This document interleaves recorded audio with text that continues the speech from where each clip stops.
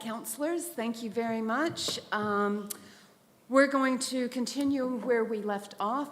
I covered what was happening in the information package that went to the DIA, and now we're actually talking about what we're structuring to go into our long-term plan and the activity management plan for waters.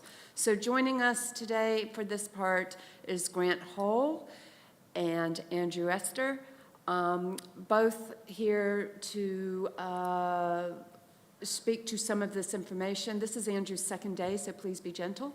But Grant should be all over this. So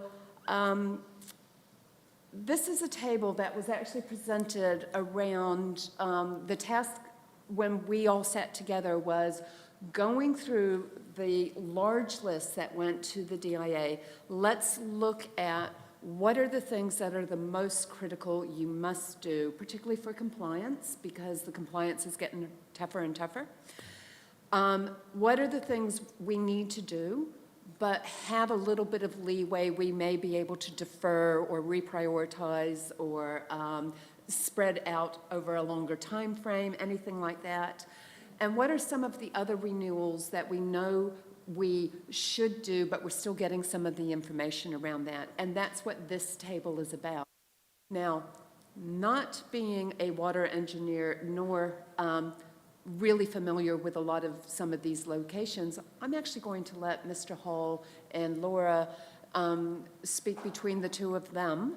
For any questions you may have, they will answer about these projects. We will answer as best we can. So I guess also just to say that we're still very much in draft. We're still working our way through, really substantive list of projects, each with their criticality, or so it's still very much in draft. So what we have here is so that in terms of, there's clearly some debate in relation to where things might sit. So for example, the membrane filter plant at Claremont in the needed but deferrable, which really hinges on the appetite for risk, is what it's all about, because we are compliant with our drinking water standards, so we meet compliance. There is, though, a risk that we've seen, over the last couple of years, very close in relation to the need that we were very close to bringing in a boil water notice. And so we've identified the... Sorry, and so as far as the front page test, that's for Timaru Urban, so 30,000 people, isn't it? Yes, yeah, so that is correct. It doesn't survive a front page test at all.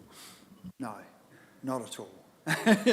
So in terms of, deferrable, strictly speaking it is, but it all comes down to, in terms of that risk of appetite, the appetite for risk of having a boil water notice for Timaru. And we were very close in the last 5 years twice. The other one to note in there is the universal in terms of the for that metering. Now, the issue with the metering is that there is and the reason for the metering, to be clear, it is not an additional revenue gathering exercise. It is a change in the method for the collecting the revenue, and it drives a reduction in water use, and that and it's primarily through people becoming more aware of their use of water. It's not through how much they pay, because in sort of in total, they pay the same, close to the same amounts of money. It really drives the understanding of their water use. And so there's a reduction in water use. And what that would do is then result in a reduction in operational cost and a deferring of capital that might be necessary to provide the treatment for that additional volume of water. So it offsets that potential capital, plus it reduces your operational. So it isn't just to emphasise again, it is not an increase in revenue exercise. It's the pie stays the same in terms of the amount of money that you need. It is how that is collected. So you don't have water rates, and instead you have a water bill. So to give some perspective, that water metering though, that's only part of the network, isn't it? 8 million. So it was I think when we decided it through the LTP some years ago, it was maybe 18 to 20 million all up for the entire district, wasn't it?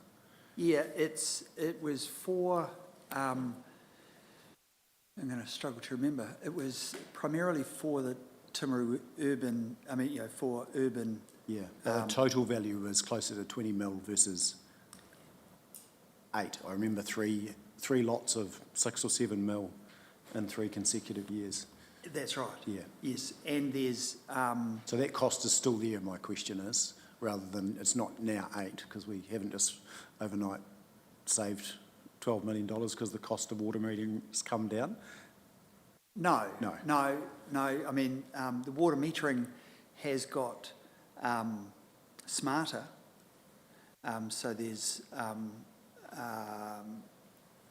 it's easier to read, so you can do drive-bys and things like that, or it's relayed back through the Internet of Things or whatever.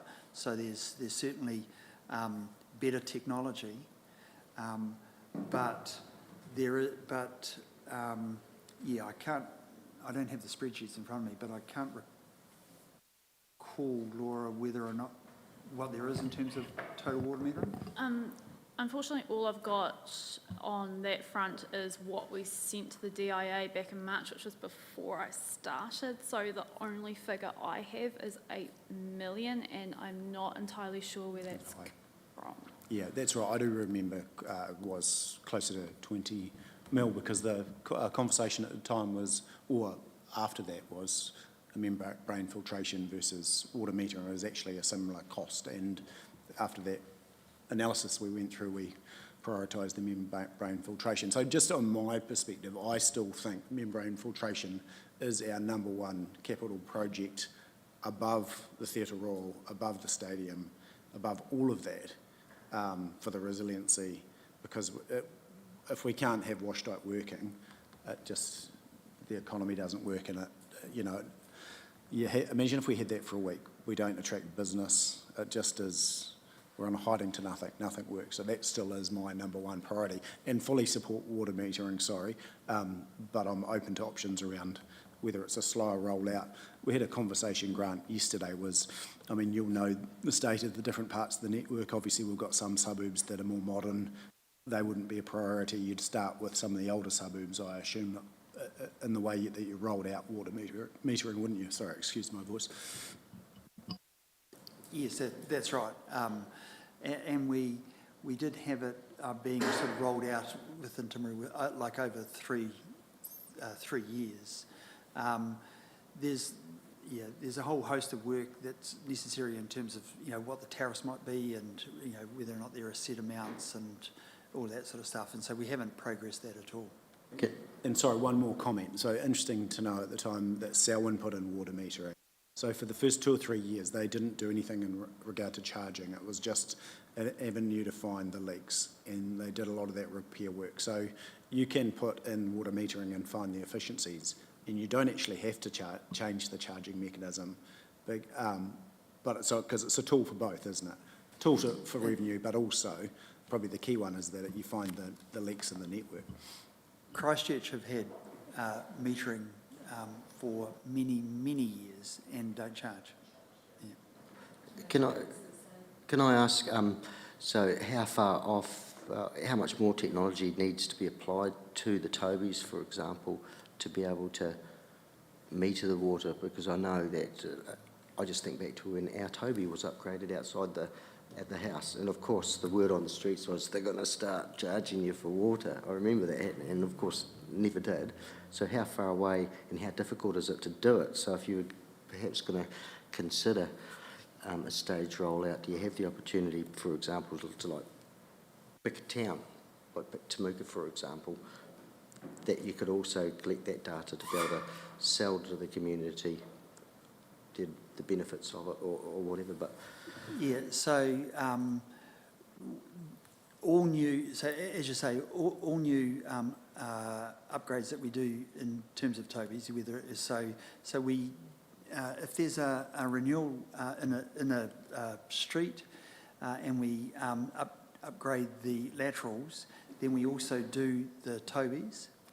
If they're doing footpaths, then they quite often will do it all as well. And they're manifold Tobies, so they have the fittings so that you can then put a meter in, you just screw it in. So it's got a little cap in there, so you can just take that out and put a meter in. what's the cost of that? What's So- the cost of that, for No, example? well, so the... It's that addition, so you can actually... So that's, I mean, that's the standard Toby now, Right. is a manifold Toby. So it isn't just a valve, it has a non-testable backflow in it. It's the standard Toby that now goes in place. So we've been putting those in for a number of years. So whenever we replace a Toby, that's what we put in. So that's a standard, without a meter. As I said, there is new technology in terms of those meters, and in particular in terms of how you read them, so that you have, they're smart meters, so they're electronic. In fact, you can have them so that you can have a reading, and people can basically, there's an app and you can have a look at your app and you can see what your water meter is doing. So there's that sort of technology, which isn't a lot different cost-wise to the old mechanical one that you have to go around and manually read. I mean, they're very... But that 8 mil, that's for the whole network. No, It's not. no, I don't think it can be. We'll need to check that No, number. I remember the numbers well. Yeah. It was 6 to 7 mil, so it was 21 mil or something like that, or 20 mil roughly all up. So my question, and this is a question we're asking across all of it, if we're doing a project like that, and just let's call it 10 million for argument's sake at the moment. So within that $10 million, assuming it's a contract, where do the costs lie? So we're dealing effectively, our infrastructure in most cases there, it means we have to put a meter and apply the meter. Do we need to contract that out, or is that something that we can get staff to do in-house and roll out metering for the next 5 years across the district? What is the skill set required to put a meter on a Toby? You could, I think the key aspect to that is probably the procurement of the meters. Yeah. So we need to make sure that we, the type and the serviceability and, in terms of the procurement strategy of the meters, that's the key aspect to that. To future-proof that we're, getting a good smart meter. Yeah. And then it would be the matter of, as I say, procuring that, whether or not you then implemented that as part of a contract. I mean, we haven't really, looked at that. We could have our maintenance contractor who currently do replacements of Tobies. They might then also be contracted to do the meters, but or whether or not it was a separate contract. I mean, you could you could do it many ways, I think. Yeah, I think for me it is that we're open to doing it many ways. If it is just a, screw in or if it Yeah. requires a basic skill set rather than a real technical skill set, what's the most efficient way we can Yes. achieve the outcome? Yeah. If I may, we did have a business case in our RFI to DIA as well as in what I've submitted here for a water metering technician. So that could possibly be an option.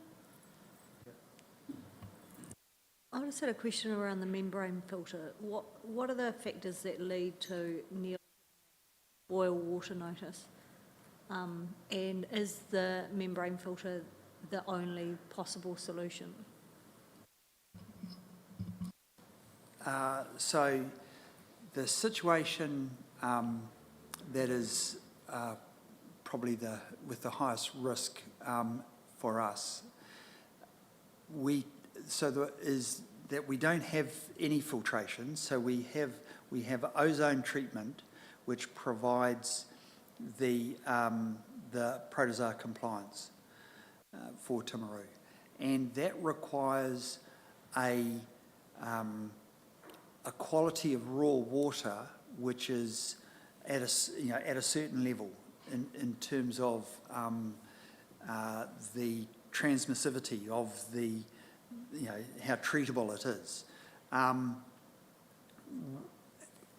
How our system has worked over the years is that we have the very large storage at Claremont.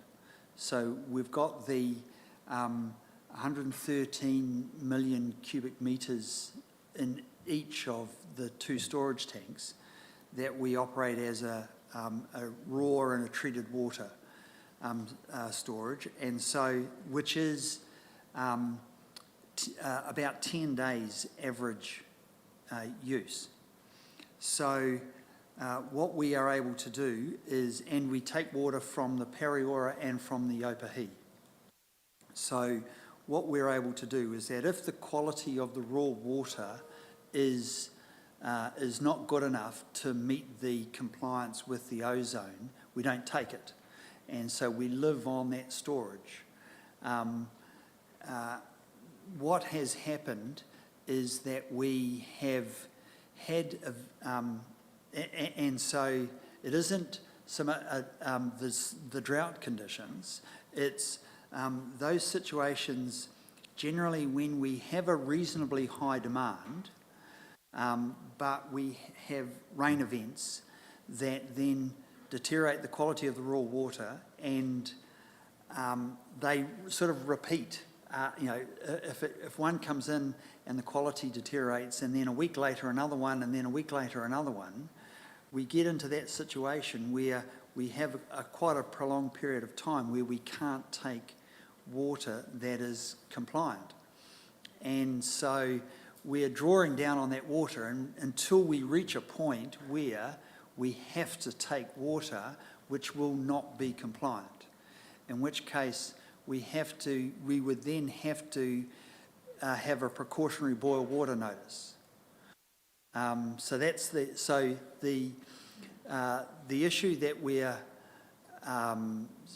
done quite a bit of work in terms of various concepts and things for what we could do, and where we've arrived at is to have a treatment that is able to deal with that poorer quality water.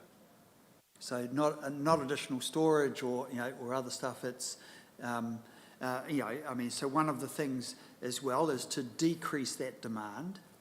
So try and decrease the demand, and the water metering would do that in terms of that there would be a decrease in demand, and therefore our existing system would be able to last longer with the existing storage. But there's always that issue in terms of, well, if another rain event came the following week, then how much longer could we really last? And so the idea is that we have a treatment system which is able to deal with that poorer quality water, and there are a number of options there. a conventional water treatment plant with a coagulation and flocculation and sand filter, or, things, microfiltration, which is what we've done at Downlands and Te Moana, is the modern, where the technology is heading, or has headed, and because the quality is still not too bad, it's just it's not quite good enough for the ozone, then the microfiltration is a really effective treatment.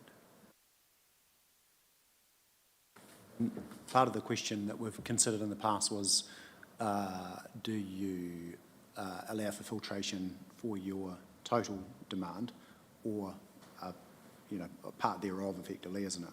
So if it was 15 megalitres a day versus a 30 sorry, excuse my voice, but 30, which would provide full demand. So what average daily demand at peak would be in the late 20s at the moment, or something like that, is that That's correct? correct, yes, yep.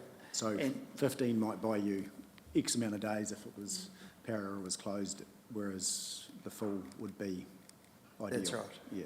Yes, whereas if you had a 30 megalitre per day, then you won't have any issue at any time.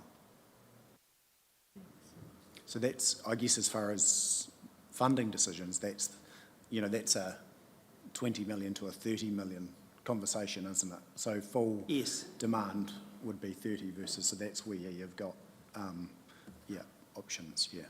That's right. Sorry, just one other question. So all of these projects, do they include the assumptions that we talked about in workshop 1 around growth and development in the area?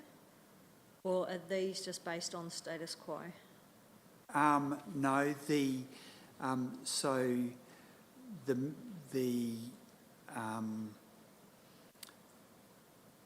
all include, they pretty much all include growth. So the membrane plant, for example, is based on that 30 megalitre, or it may even be, no, it was 30 megalitres, not 35.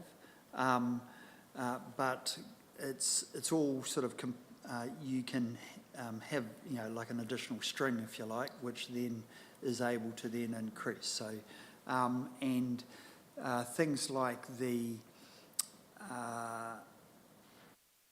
trunk main, the Waitohi trunk main, which basically is from Davison Road through to the Opahi, to ensure that if there's which is an old section of pipe, if that fails, then we'll, God forbid, Waitohi will be back on a billboard notice again.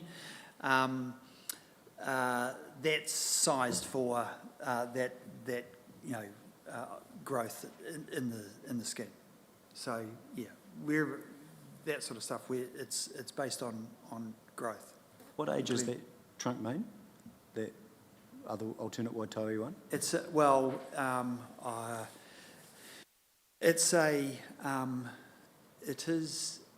it is actually a steel pipe, but it's again, it's the classic issue that it's not the pipe so much itself as its joints,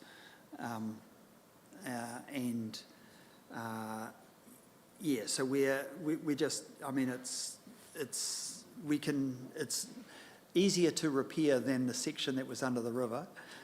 So if it does fail, we can still repair it, but it's definitely a piece that needs to be. And it will have options for replacement, will be liner options, etc., being a steel pipe, won't it? Such as that we've done with those other ones. Yeah, but, well, except that with the growth we're looking at it will need to, it needs to be bigger. And okay. upsizing it, Yeah. Yep.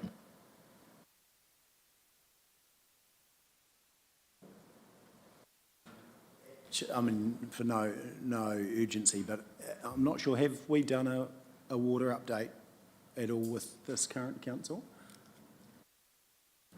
No, that's right. Because it's at some point, we've had so many conversations over the years, but it's to remember when they've fallen. But the conversation about the our water sitting at the airport farm, as an example, our water rights and some of those sort of things would be of value to.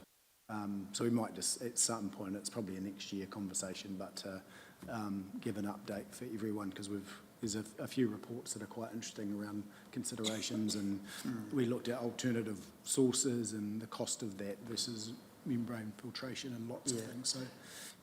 And one of those ones there is in terms of the other renewals, the unknown cost. So the rising main from the Opahi intake to Claremont. So that's looking at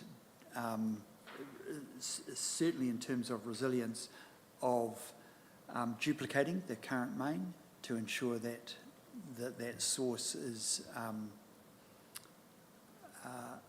secure.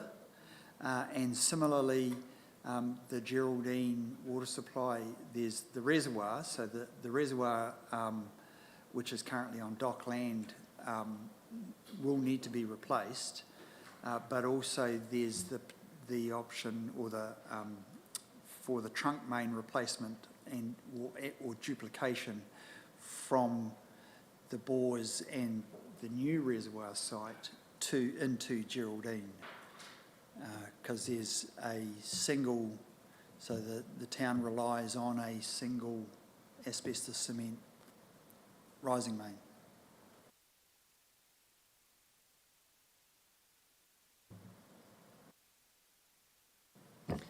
Okay, thank you so much, Grant, for filling in some of the gaps. So what you will have to do is think about, these are the things that the team have kind of indicated can be shifted around and some that can't be. When we get the detailed work program from the water team, that's when you will make the critical decisions on, are we going to be deferring the water metering again? Are we going to bring the membrane filter forward, or put it in year 2 or put it in year 3? It's those type of detail things, and that will rely heavily on the professional advice from the engineers as to what the state of the nation is with the assets, and to just inform you fully of the risks. Okay? So that will probably be at the next workshop that will go into the detailed work program, because as Grant is saying, it's still in development as they're assessing more information on a daily basis. So now, please. Yeah, so really the decision needs to be made around what your risk appetite is when it comes to the waters and the 3 waters. So, you know, if we don't comply, we are heavily regulated in this space. So if we don't comply with drinking water standards, a boil water notice. What's that going to do to the industries? What's that going to do to council's reputation? Likewise with wastewater, there's a lot more heavy compliance coming on now. You know, ECAN are investigating every sewer overflow. Then we need full reports on that. And stormwater is the other one, where again we're in the process of getting our consents for that, and certainly indications are that they're going to be quite down the pipe, basically. They're not really interested in the outcome basis at all. It's more in their actual compliance of the discharges and monitoring of that. So, yeah, it's all about the risk here. Yeah, the risk of not being able to supply water, good quality water, not being able to protect the environment and meet our compliance. So there's a lot we can do, but yeah, we can't afford to do it all. I acknowledge that. So it's going to be that risk conversation. Yeah, look, I mean, I think you know where I stand on the membrane filtration. It needs to at least come through the LTP, and you know, in the first year, as a a project that must happen. Personally, and Andrew's got all the phone numbers of the people out at Waitohi now, so he he can manage that. No, I'm just joking. Yeah, and also, just in terms of how deferrable some of these things are, how long can we push them out? Like, for example, the fluoridation thing, that's not up there, as in how much it does cost, and does it actually have to be done in the coming year, or can it be the year after, all of that sort of thing? Well, in regard to fluoridation, yes, we will get a directive from the Ministry of Health, and we have to do it, end of story. So we have... I know that we will have to do it, but when will we have to do it by, is what I'm saying. That will be part of the directive, really, and it's an unknown, unfortunately, that one. Yeah, so we can't do that. But looking at your LTP, the membrane filter at Claremont, it's in the LTP now, and we're progressing with that. Water metering last time was pushed out. We did have it, and the logic there was that the new entity, that will be a priority for a new entity, is water metering. So let's not spend it now. Let them worry about it later. But that has changed, that whole philosophy. So yeah, there's something that needs to be taken out. It's still in our LTP. Yeah, the water metering, I'd just like to have some further analysis. I mean, to Laura's point, if that's a water technician role, how many water meters can an individual put in a week? What does that look like as far as costs? In a year, how many years as far as having that internal resource look? What does that look like to roll that out? Picking our most critical areas first, et cetera, et cetera. What's the GIS requirement? Those sorts of things. So just some further detailed analysis on that, I know. And that should be relatively simple around a business case, I would have thought, because probably the key is your cost of staffing, et cetera, plus, some few things around that, plus your cost of water metering, of the meter itself. Yeah, we can certainly, look at that. There'll be some costs that will just be whatever they are in terms of the cost of the meter itself. But in relation to how it's actually implemented and therefore, what that results in terms of time-wise, there's certainly that we can do that. So just to add another couple of little things, really, is that in terms of so there's some things in there that, so like in the stormwater in particular, there will be some issues, some things that we can't, although it says stormwater management plan implementation needed but deferrable, there will be some stuff in there that won't be able to be deferred. It will be within our new consents, and we just don't really quite know exactly what that's going to entail just yet, because we're still going through the consenting process. So there's certainly some stuff there. Some things that might be looked at is, for example, the Washdyke stormwater. So there is the upgrade to the pump station in Washdyke. That relies on the decision in terms of the level of service that we want to provide there. So we're just working on that in terms of those options and the cost implications of that. So whether or not that pump station needs to deal with a 1 in 50, a 1 in 100 or a 1 in 200 event, that's the implication there, which basically floods the state highway at that point in Washdyke, and in effect can cut that area off. It can be quite disruptive. So there's an issue there in terms of again, that sort of appetite of risk of what level do we want to go to, because it then just relates in terms of the dollars that's required. Quite interested in seeing all these projects kind of rated between what's regulated, what's a level of service conversation, and then what's a financial benefit, like the water metering. What are the potential benefits from spending that $8 million? Is it $2 million a year and it's a 4-year payback? That would be a no-brainer. But if you think, and I know it's hard to define those potential benefits, but you might look to other councils and the benefits that they've got from that. So then we can go, regulation, have to do these, level of service, makes financial sense kind of conversation.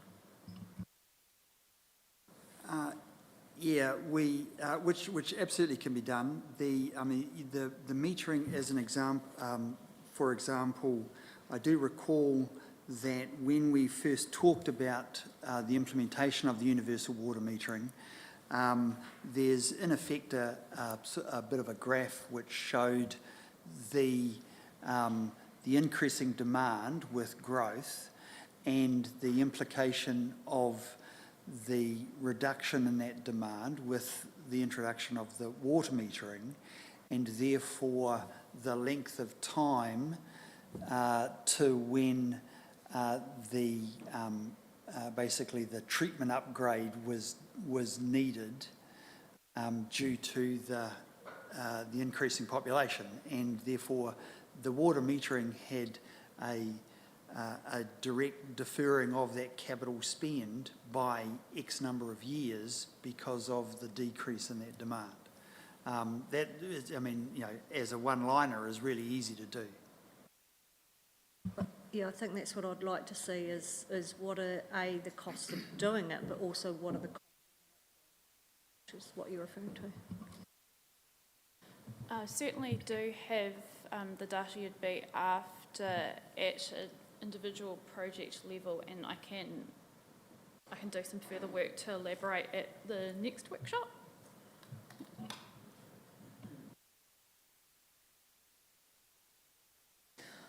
Okay, we'll move on to the next slide that's talking about the ability to smooth out the CapEx cost.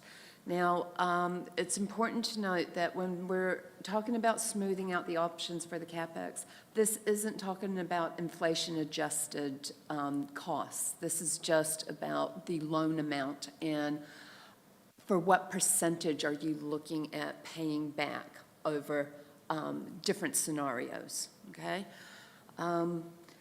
And I'm sure we can actually try and do some calculations around the inflation-adjusted, how much you would be actually paying back. I just didn't have enough detail to pass it on to the accountants for the financial analysis, but we can look at that for the next workshop. So there's a few scenarios here. The first option is that you just have the real costs and you're rating and budgeting for them in each year of delivery of the project. The second option is that you are looking at having a lump sum of 20% being covered and paid back of your CapEx loan for the first 5 years, 10% for the next 5 years, and then you would just have an even spread for the remaining 20. The third option is just 10% for the first 10 years, and then the even spread throughout the next 20. Option 4 is just a straight even spread right throughout. And option 5, which says modification, it was using it on a base assumption if some of those unquantified CapEx costs that were in the third column in the previous slide cropped up over time, how they could actually be included into the work program.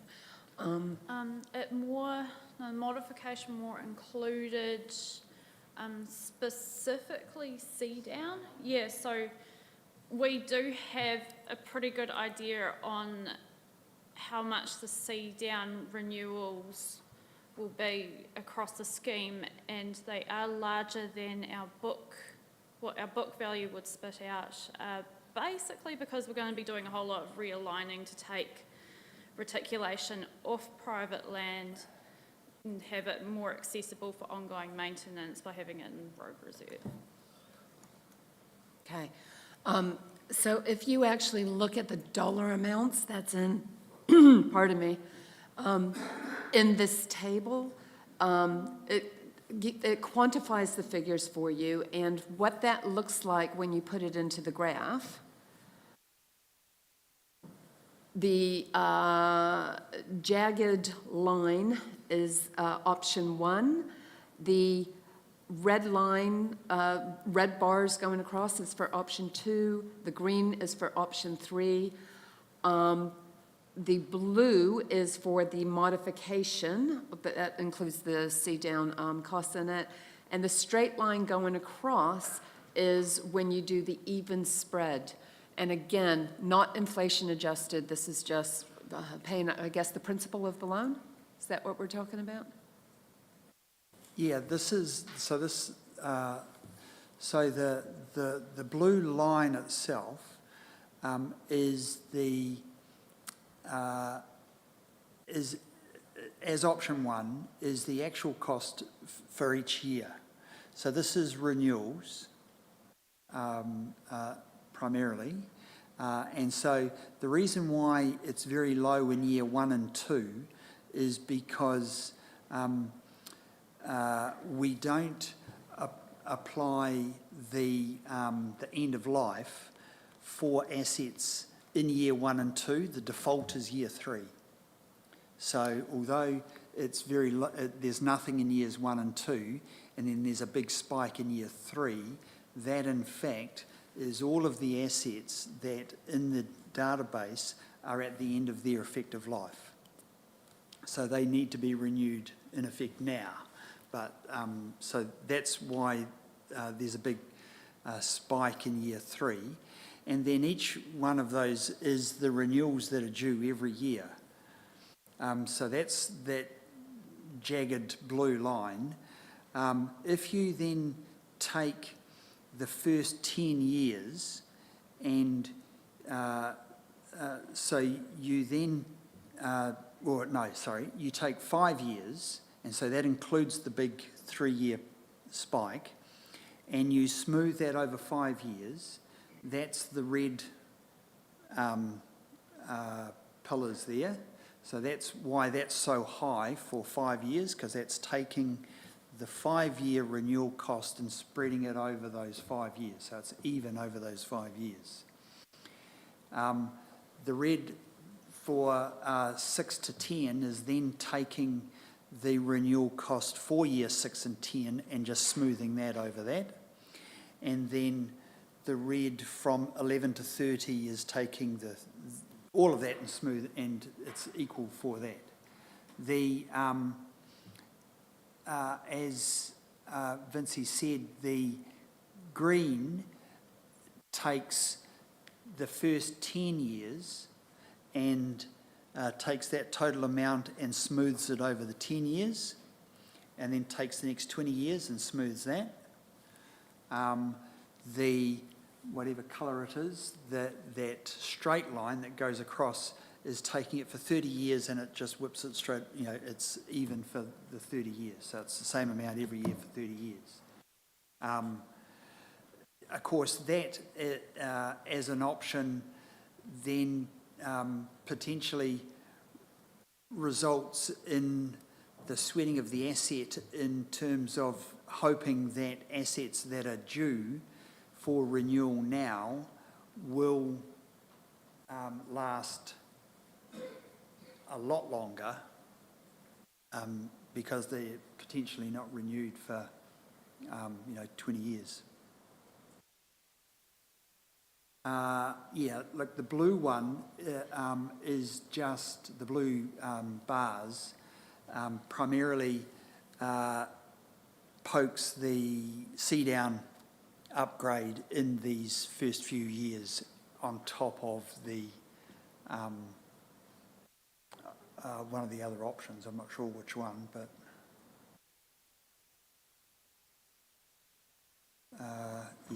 look. So, I'm not sure I really understood that, sorry. Sorry? So, is this how we fund it, or is this how we actually do the work? So are you saying if we smooth it out, we're kind of putting that money aside and then we can only do the projects, because you talked about sweating the asset, we can only do the projects once we have the money there? Or is that just about how we fund it? So we do the projects when they're due, but we're spreading the capital payments across? Yeah, no, so this is not how it's necessarily how it's funded. This is what the potential costs are. So based on today's dollars, that jagged blue line is what we should be spending each year based on the end of life, the effective end of life. Yep. So, yeah, no, well, because we're talking about a pipe, and the pipe doesn't fail on the end of its life. So you can not replace it and replace it the following year, or in fact replace it 5 years later or 10 years later. What that means is that it might leak much more, so and you might have to repair it more often, so there's a lot more operational cost associated with it, but you don't have to renew it, you don't have to replace it until, you decide that you're going to do it. So all this is doing is taking that jagged blue line, which if you look at that for year 3, means that we'd need to fund, I can't actually read it from here, but 20-something million? About 23 million. And so what this is doing is saying, okay, rather than spend all that money in year 3, why don't we spend a lower amount each year for 5 years? It would mean doing that project in stages rather than doing it all at once? This is Like if a we're talking lot about of cedar.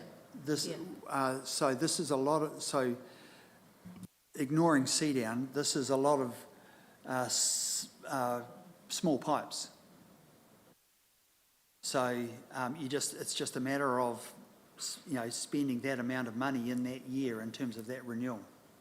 When it comes to some of those bigger projects, you have to spend that amount in that year, don't you? You can't smooth that unless you're doing it in stages, which I assume, like the microfiltration, you can't. It's one project. That's right. So the microfiltration isn't in this. This is renewals. Yes. Yeah, this is So- basically just the renewal profile, Yes. and it's No. focusing on reticulation, which includes, the fittings that go with it, the valves, the hydrants, and, yeah. So, yes. Renewals, primarily reticulation, but also some plant.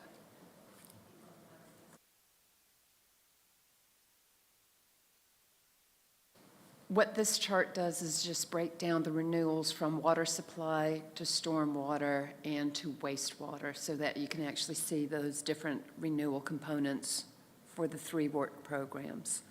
And that is actually over the 10-year life there. So you can see that, like for all 3 different water components, year 3 is a heavily impacted year. As I said, although it's indicated as year 3, it is in fact all of the renewal, all of the reticulation, which has, in End of effect, life. as of today, End of life. end of life, Yeah. end of effective life. That's when I talked about when they did the asset register that came out and they had the 3-year extension on end-of-life assets already, yes. So, which is why the criticality assessments that Grant and his team become very important. Okay. We're all living a bit longer, so should the pipes. Is that the theory?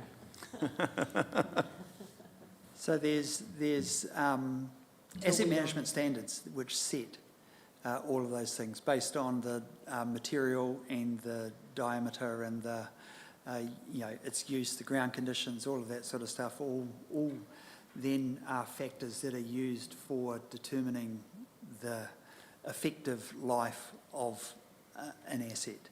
Having said that, yes, we've got some cast iron mains that are over 100 years old that are in really good nick and don't need to be replaced. I think the key thing with this for me is that it's obviously a massive spend for us, one of the biggest spends, across council, and that and I've no doubt that I think that your team do a phenomenal job. But my challenge is that we are just always looking for innovative ways, and I know there again the team, like the roading team, they do look for those options such as the lining of pipes and what have you, and that we are looking to be at the forefront of, technological improvement and opportunities, and we're looking for the most cost-effective way to deliver the service and challenging ourselves in how we provide that service. Those are probably my key points. But I mean, this is assuming, it all depends what happens election time, assuming we've still got this, that we, it's a key part of what we're delivering at council, so we need to spend the time it's due.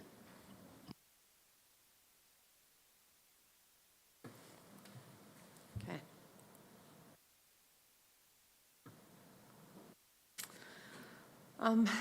The team put together for the total renewals, the comparison there, that they have various categories, the sewer, the stormwater, downlands, sea down, Temuka, and urban renewal, all included in there. And it's hard to tell, that one is all the unsmooth, okay? So instead of using the lines, it was just using the bar chart, just a different way to present the same information. But what this slide actually shows you is a breakdown in those years as to where a lot of the, dark blue is stormwater. The light green is a combination of downlands and sea down and Temuka renewals. The Te Moana, sorry. So Oh, Te the Moana. light green is Oh. our rural scheme, and the dark green's our urban scheme, drinking water schemes. thank you. And then the dark red up there is for sewer. Okay. Sorry, so what's normal? What did council do last LTP with the smoothing or not of the renewal program?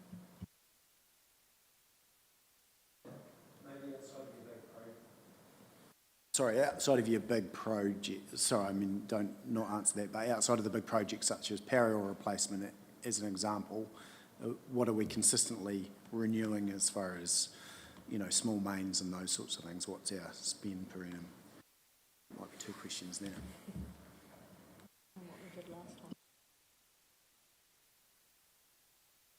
We had Parrera pipeline, there's, 30 mil, there's, Downlands And membrane and the filtration, so Tianawai there was some real pipeline and- spikes.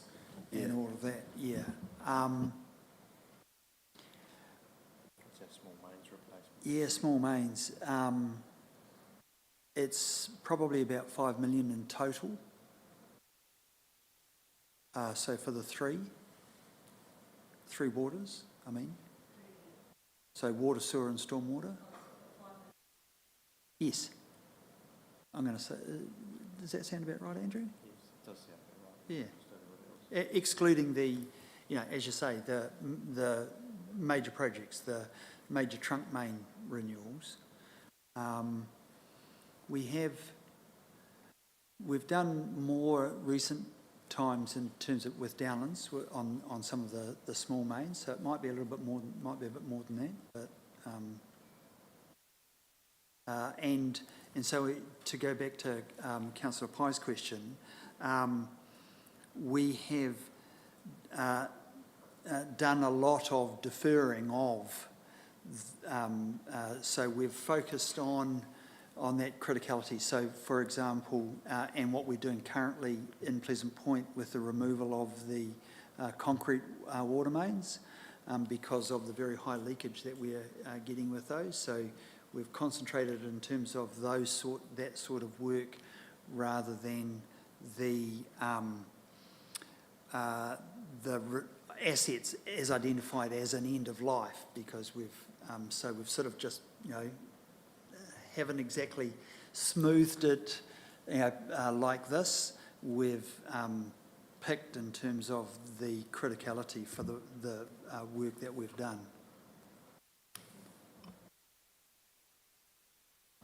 We're not unique in any way.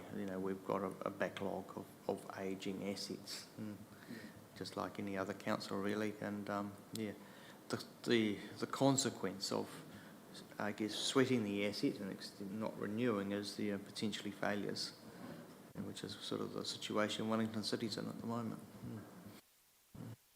And so, look, I mean, to paint a rosier picture though, there's a lot of that critical key work now outside of membrane filtration. Is like, I mean, water metering, we don't have to do that at all. I still think we should be, but we don't have to at all. We could just be focused on, take their money and just focus on small main renewal, X amount of years. So if a lot of that critical infrastructure has been replaced, so what's the most efficient way of delivering small main renewal for the next 20, 30 years? That's what we should be focusing on, that, and how, yeah. I just think for this whole next 9 months, I'm going to be harping on about how can we do things better and more efficiently, because there again, if that is our focus for the next X amount of years, what are some of the options that we can do it, rather than just going to market and getting contractors to quote a price and supply just because we've been doing it since 1989. Doesn't mean it's still the way to do it. I'm happy for you to prove me wrong, but I'd like to see some numbers to know that I'm wrong.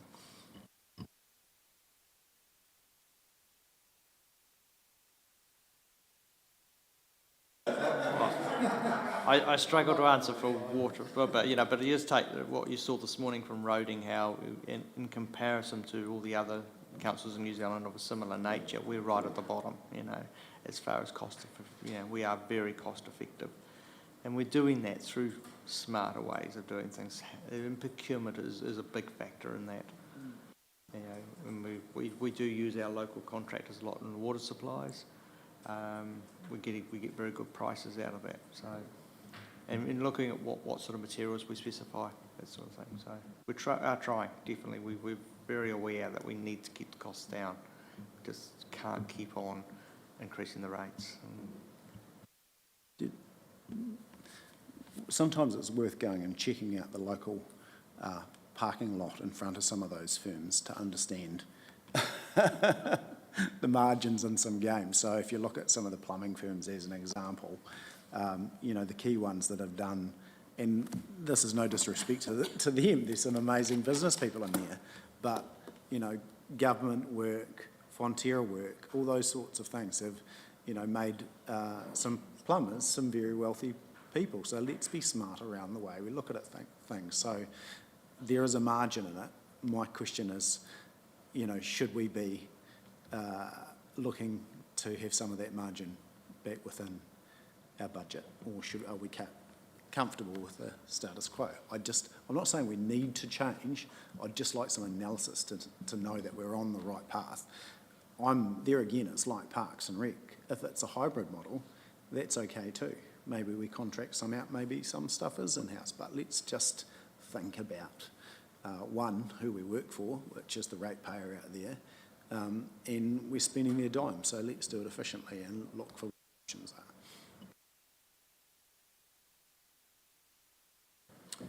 How much is in the budget for the first few years?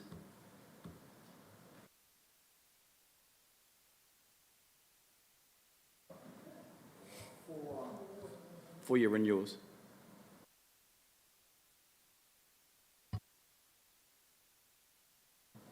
I can talk about what went to the DIA, keeping in mind that it was a different scenario before we started to look at the prioritization. I think in the first year it was around a $68 million work program. In the second year it was about 72 million. But again, that was based on information that was done about 6 months ago before we've started to look at this. So, I think water supply, the total capital program is around 25 million a year. That was for all of Three Waters. Yes, that's the Three Waters side of things, Yeah. So sewer and that includes, large stormwater. projects. Yeah. So, and the team and I, we've spoken very openly about, there really isn't even the, probably the technical capability with contractors to be able to deliver a work program of that size within Timaru on top. Plus also, we just couldn't afford that.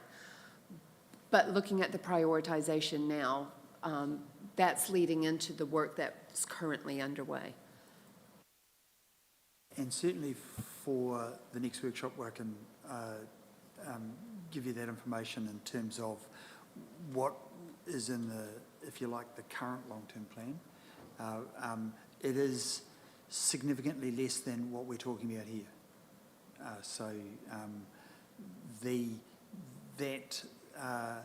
That volume in particular identified in those first 3 years in terms of that backlog has been significantly smoothed in the previous long-term plan.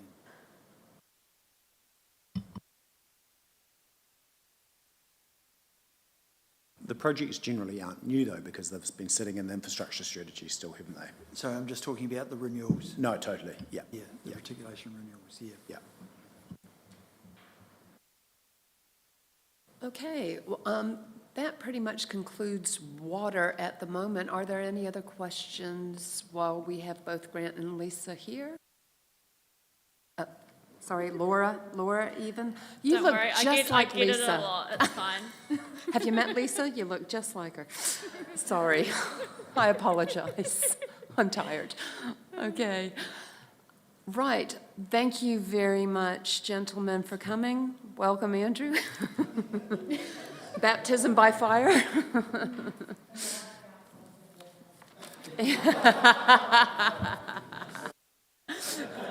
There's some vagabonds touring around.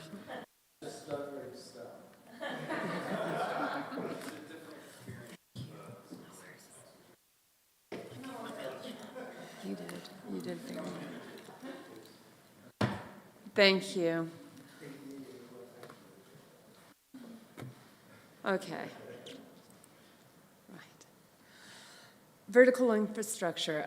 As mentioned before, we talked about, it's never traditionally been within the infrastructure strategy. I think we have consensus from most people, including SLT, that it should be, but we have to do some prep work to get it into a state where we have really good planning visible.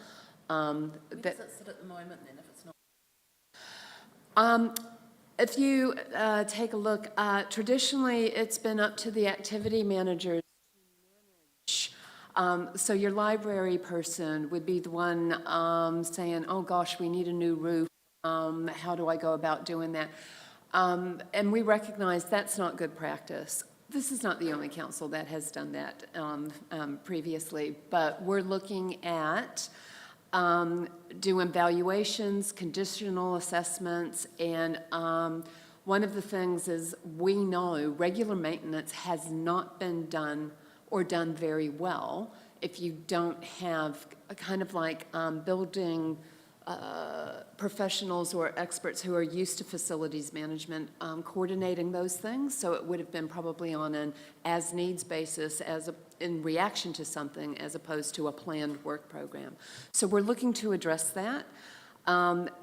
Conditional assessments are already underway under Nicole Timney in property. The steering group requested for her to produce a business case around like a properties facility officer or manager or whatever to manage the community facilities from that property portfolio, looking after the infrastructure needs, managing all of that.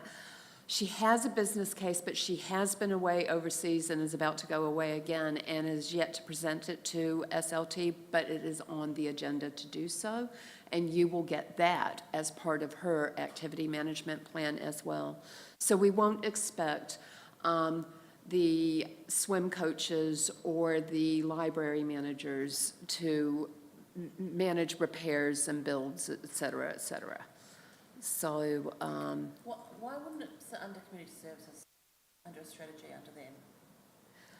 it's about having the expertise in community services. They hire activity managers as opposed to facility managers, if that makes sense. And often you'll have a facility manager that oversees, like for instance, Andrew Adine or somebody like that, who oversees all the activities within the facility, not so much about the building and air conditioning and plumbing, et cetera. He'd be the one to actually call for a plumber and try to get some quotes, but he may not have the expertise to know what he's looking at from procurement side of things, if that makes sense.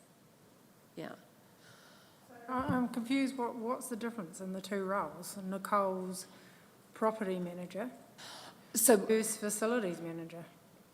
I know we're you're looking at saying- putting a facilities manager, so a facilities manager on site looks after the activities in the facility and manages things like, say, security, and would do things around the supply of, if there's catering internally, and the rosters and what have you. They're still actually managing the activities within that facility, not so much the building. They'll do building stuff as a reaction to an event, but they're not the one who has the expertise to actually know how to do a 30-year program. You don't have facilities managers as such in community services with building expertise. Those facility managers are about managing the activities in that building. That type of thing, yeah, exactly. So Andrew Adine, Isn't Nicole's role property. that kind of property, building? Yes, but those, Maintenance, those actual facilities never sat under property before to manage those things. This building does, as did one or two others, but those community facilities haven't. Hi. Trudy, Miss Trudy. Kia ora. We'll probably go into greater depth in this, for that, when we get closer to presenting the activity management plan, because it's really confusing to use a person in a role and all that sort of thing, but just to make sure we will cover it off what's proposed in greater detail in the activity management plan, won't we, Vincey? Yes. But it's just understanding that we have a lot of facilities, and a facility could be a rotunda in a park. So, and how do we manage all those vertical infrastructure, not the horizontal that Andrew's team look after, and how was that best managed going forward for the next 30 plus years?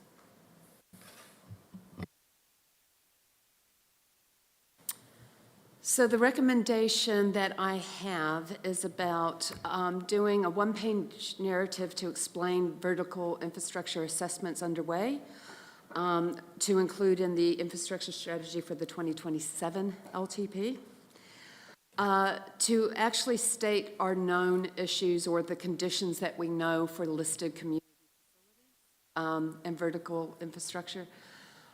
We won't have any budget or timeline for the CapEx maintenance renewals because those plans will not have been developed.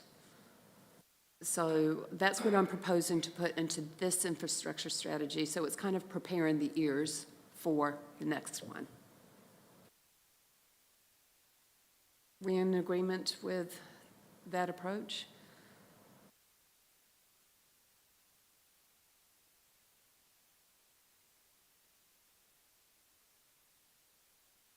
Okay. Waiting for any response whatsoever. Okay. So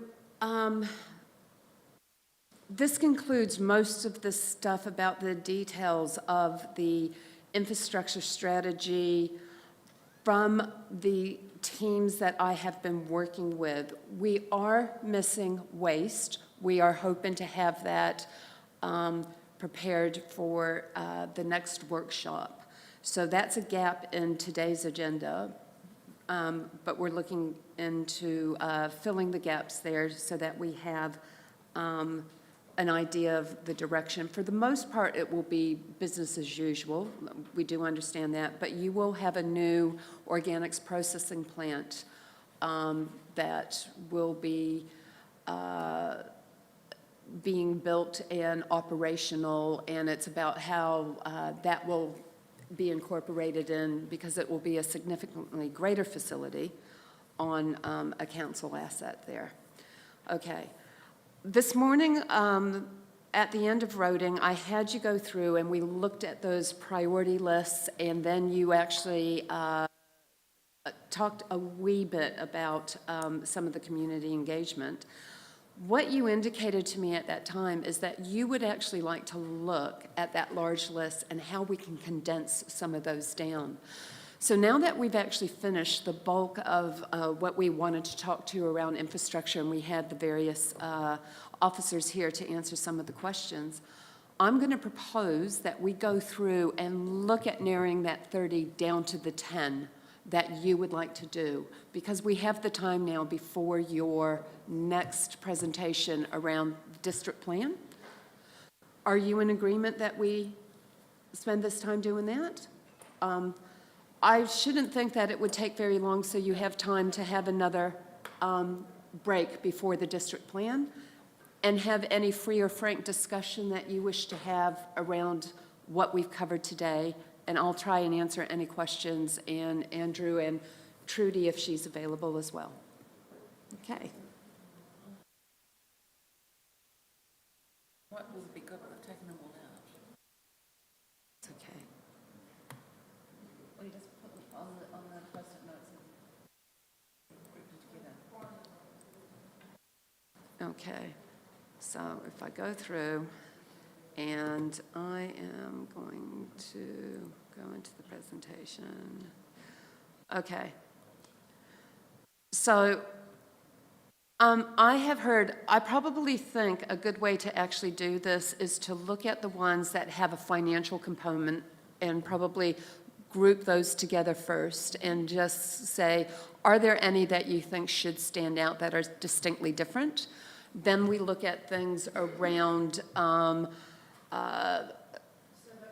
civic buildings, because we identified specific ones that have featured large in the a lot of the media attention and also in council workshops. Then we can actually look at things like you have community development, customer services, some of those type of things that we could probably look at. So, okay. Would crime and community safety go into the same? Yes, it could. Definitely. Okay.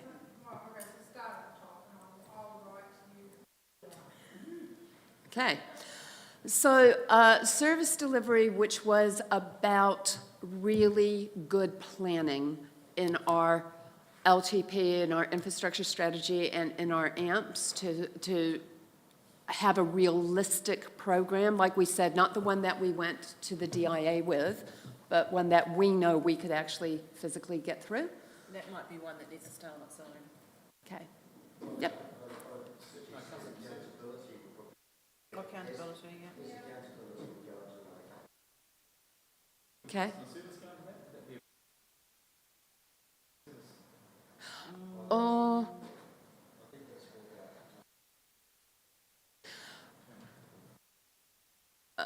Customer service, I'm talking about things like when people come across our doorstep and how we interact. Are we responding in time and adequately to the requests that we get?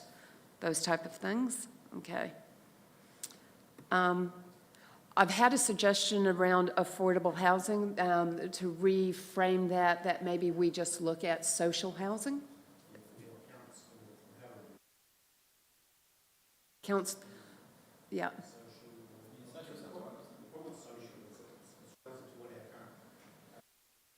To what our current policy is, and our current policy is more around caring for the elderly as opposed to, so it's not even social housing. So maybe it's just council housing. I like council housing, it's what it is. It is what it is. There's no confusion. I like what you like, Sally, that's great. I think what I'll do is I'll go through and scroll through and pick out the financial ones And then, Stacy, if you could actually just group them. So, thank you. Thank you. We have financial prudence. We have rate rises. Now, Stacey, you're employed as a councillor at the moment, okay? Yeah, we're not getting billed for this. I can pay you in scones. We have affordability. We have debt levels. Accountability could be in there as well. We have depreciation. One could argue that transparency might be related to financial, but it can also be related to the way council does its business. So that, you know, things like accountability and transparency are kind of underlying principles for everything we do.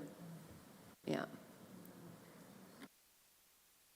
And customer service would be that too, that we're...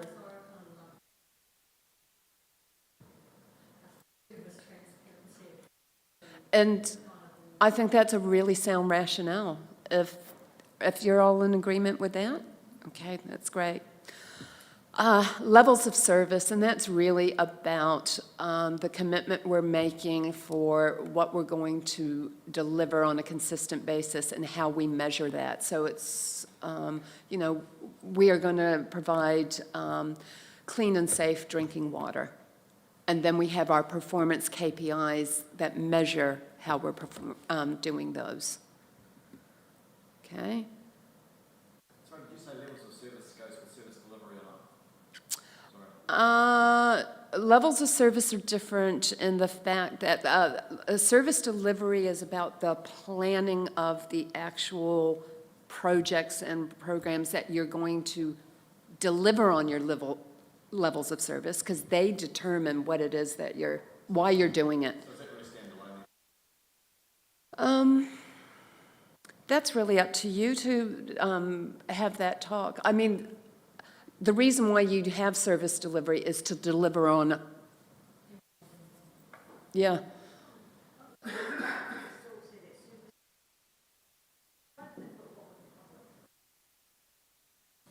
If we're thinking about this as what we're going to have a conversation with the community about, I think how would they see that, given that they probably don't speak the same language as what's spoken inside council, because I struggle sometimes. So I kind of think that service delivery, levels of service, customer service, transparency, and all of that is kind of probably seen as the same thing. I know in here we think they're different, but yeah. Well, then in that case, you need to change the name of it. Maybe that should be program delivery or the likes, because I think it's something quite unique, that is us doing what we say we're going to do. And accountability. Yeah. No, that's good. Thank you. Aging infrastructure, roading, and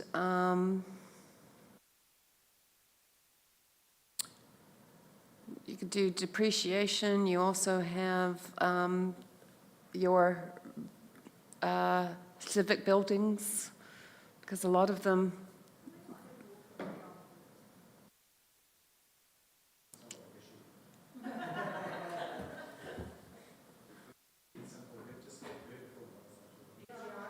just vertical infrastructure as okay, great, that's good. And so we can eliminate civic facilities, theater. Your civic facilities and, yep, libraries, et cetera. Okay, great.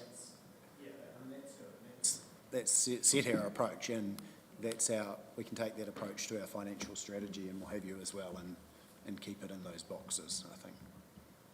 Economic development. Yeah, you can surely you can chuck employment, population growth, tourism, all in there. Yeah, the development planning, integrated urban planning, tons of stuff in there. You can even put the CBD in there.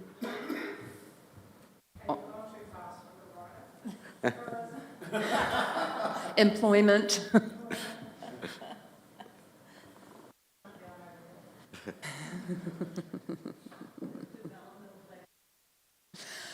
Yes.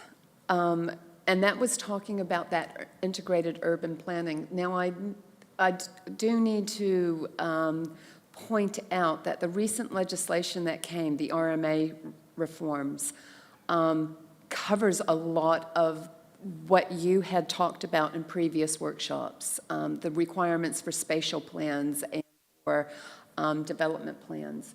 So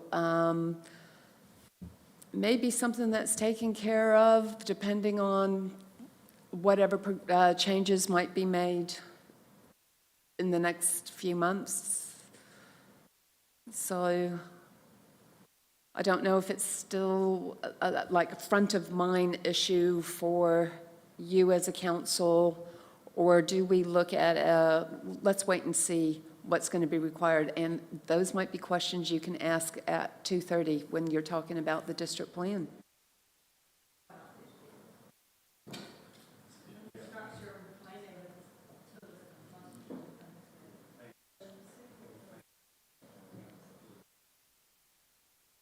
Okay.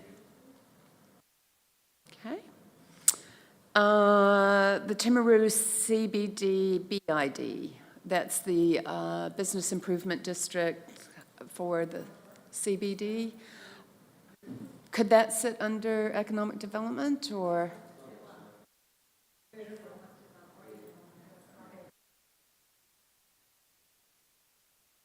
I mean, it's not a nothing, but it's just something that we have to go and consult on, isn't it? Because it's a rate, effectively. It's the only reason it's there. So, yeah. It doesn't actually need wide public consultation. You've already consulted with the affected and had the results of that consultation. So legally, it doesn't need a full... But it can't be set until next year anyway. That's what I think, well, we were going to encompass it with LTP, wasn't it? Because by the time we set it can't be rated. The way it fell, it can't be rated till next financial anyway, can it? And so no, you can only strike a rate at, So at that time. But we just need that information from them to be able to do that. And I guess the issue is the delay, and if we made a decision and we still can't rate for 9 months, then we throw a new rate out there. People are going to say, you've just thrown a new rate at us, so maybe I think that's the reason why it's there, sort of around transparency a little bit, I would have thought, yeah. Yeah. And obviously council still has to make a decision on whether that's a good thing or a bad thing, because... You need the request from them to make that decision. Yeah, look, and people will submit on that one. There'll be business owners that say that they'll come to the long-term plan days and verbally. These will be affected parties. Yeah, totally. Yeah. Climate change.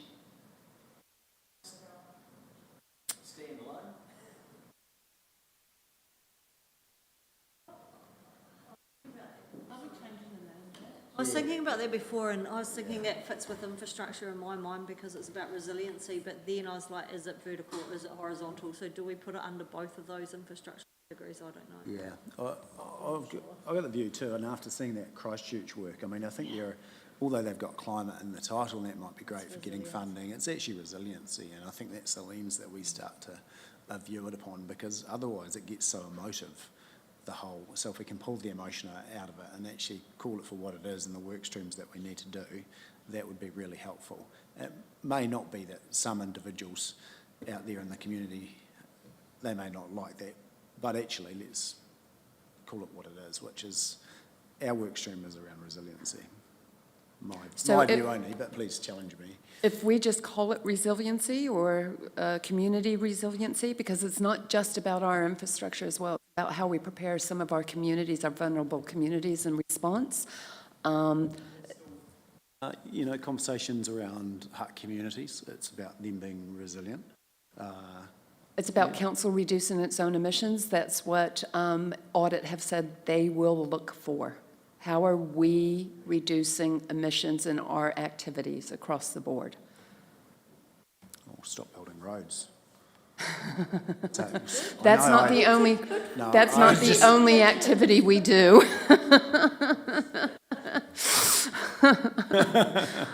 There's more to council than just roads. Okay.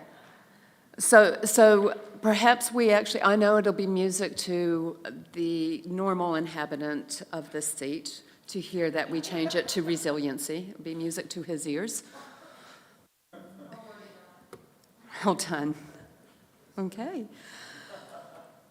Right, I think we've gone through the list. Okay, so the only ones that is development planning. Sorry, does that sit under council housing? Oh, okay, development plan.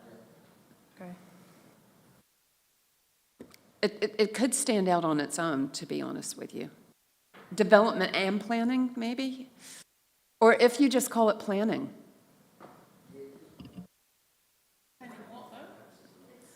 I think they mean district planning. Maybe district planning then. If you just put planning, that's not enough.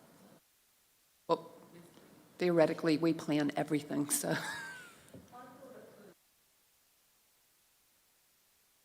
I thought it was in relation to subdivisions, district planning, all of that, Yeah. which to me is always linked to growth, but that's just my personal opinion.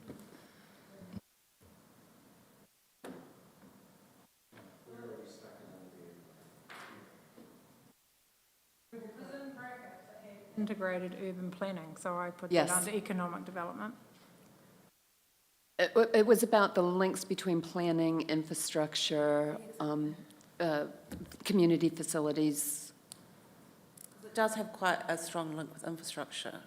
Okay.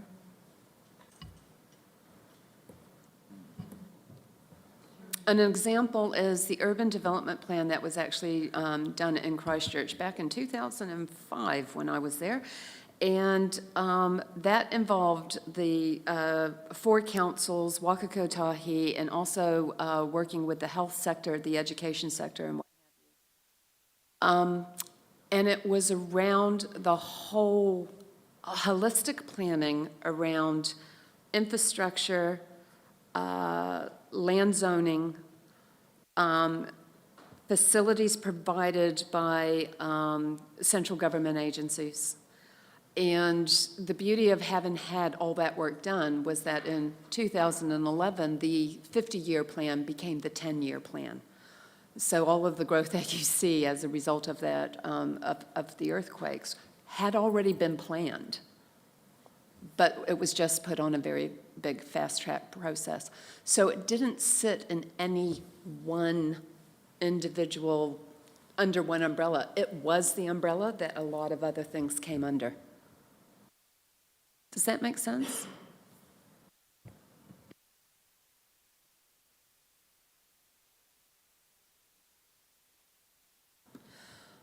But as I said, with the recent changes in legislation, it looks like a lot of those types of conversations will be required of council, and it will be under your district plan that who would lead those conversations. And there are heavy implications of that for his activity management plan as well. So that's a conversation also worth having, because we're looking at, in order to comply with that new legislation, there will be rating impacts to provide the resource that will be needed to put those things in implementation. On the AMPs, is there going to be, just so we know what we're going to see, are we going to see some detail as far as, I know in year 5 as an example, you're not going to have something fully costed, but knowing the council well, we're going to be asking questions around dollars, and are we going to see that detail as far as if someone's got X amount of project in year 3, is it going to have some, PC sums attached to it effectively? The amount of work that goes into an activity management plan and the short amount of time we have to do it in, you often can't get the level of detail I think you're aiming for. That is the nature of the beast of local government. But staff and officers do their utmost to get it as close as possible. But the longer further away a project is, the harder it is to estimate. No, that's fine. I think probably the key message that I want to get across, just so no one's going to get a shock, and not to say we're going to do it, but we'd like to have a view across all of council, and just because, you know, something's been in a bucket over here doesn't mean it's going to be next year's priority.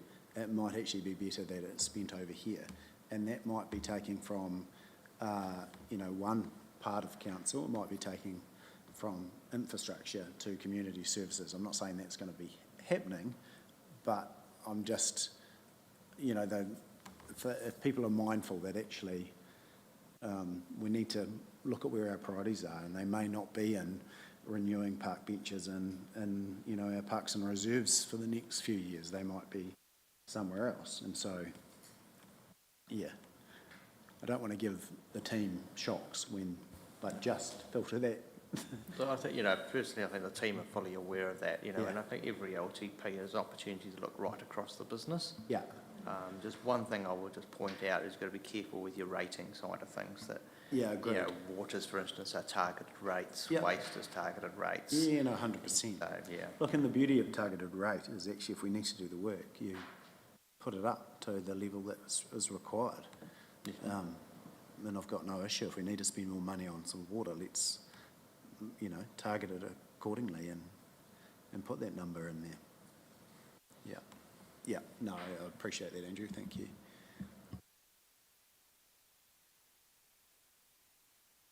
Okay, that takes me to the end of our time together today. Thank you very much.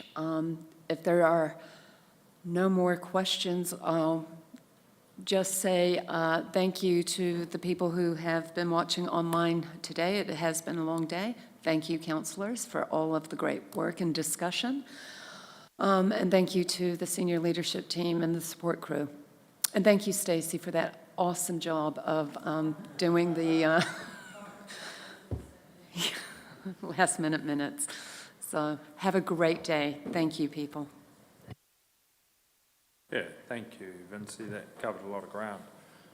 I think it's been illuminating, helpful. Got the district plan, and I'm starting at 2:30, so if you want a sort of a quick break, here's the chance.